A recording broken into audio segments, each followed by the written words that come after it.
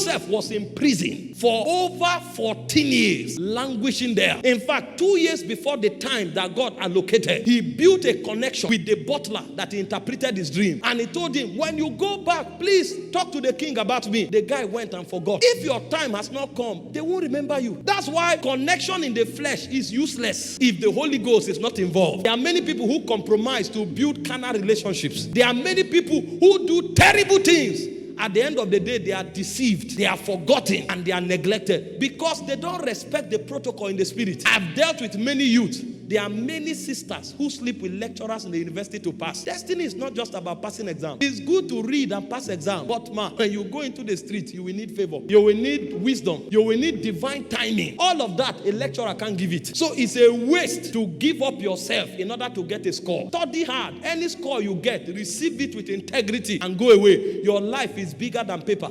Psalm 105 verse 17. He sent a man before them. Even Joseph, the Bible said he was sent. What a way to send a man. He was in the pit. He was a houseboy. He was accused. He was put in prison. Is that how God sends men? Yes. What you call a life of pain and sorrow was a divine errand. But the guy knew. He knew that although things are not working now, but all things will eventually work for my good. For all things work together for good to them that love God, to them who are called according to his purpose. And so while he was in prison, he was waiting for his time. So when Potiphar's wife came, sleep with me, he said no.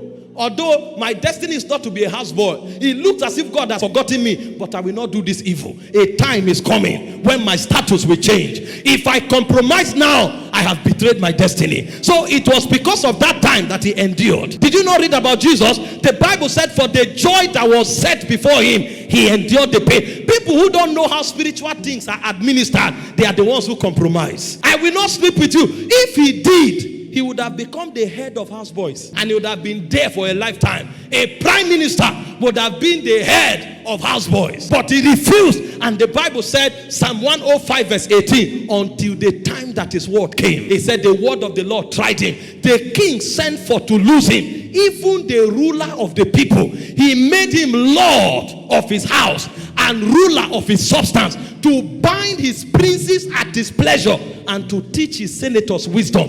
Imagine, Potiphar was not even a senator. The guy was going to a level in life where senators will become his students and disciples. What if he compromised? He knew that there was a time. He knew that there was a season where everything that pertained to his deliverance will happen. Hear me, women of God. It doesn't matter if you are in a pit. It doesn't matter if you are frustrated. Keep your ground. Your time is in the spirit. When that moment comes, the Bible said he lifted up the beggar from the dunghill and he causes him to stand among princes that they may inherit throne. You will not end where you are. You are on a journey. Wait for your time.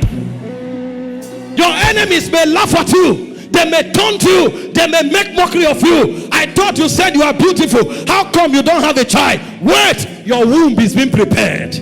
Think about Elizabeth. She was not giving birth until she was old. But that womb needed to be incubated with prayer, because the one that was coming was a voice crying in the wilderness. It's not every womb that can carry that child. So it's not about the number of children. It's about the weight of destiny that they carried. And when the guy showed up, they said, who are you? He said, I'm the voice of the one crying in the wilderness. Prepare a way for the Lord. It took an intercessor to raise that child. So it was not marital delay. It was not delay in giving birth. It was incubation process for a prophet. A prophet that could bring forth the Messiah.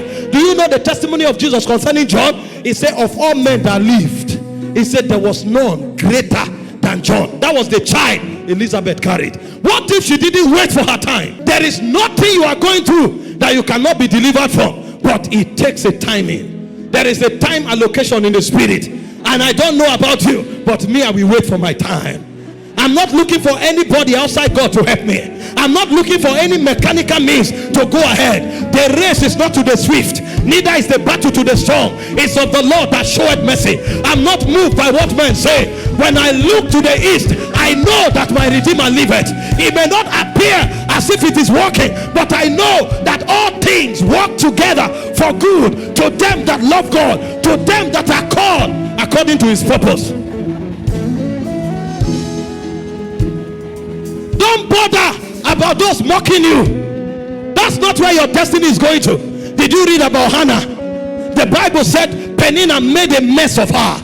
Every time they went to Shiloh, Shiloh was supposed to be the high place of worship, but it was in the place of worship that she was mocked, so that she couldn't access her God. But a day came, she realized that this thing is a distraction, and she went before God. She left every distraction aside, and she was laboring in prayer, and God remembered Hannah. God remembered Hannah. When your time comes, God will remember you. I prophesy over someone, this is your season of remembrance.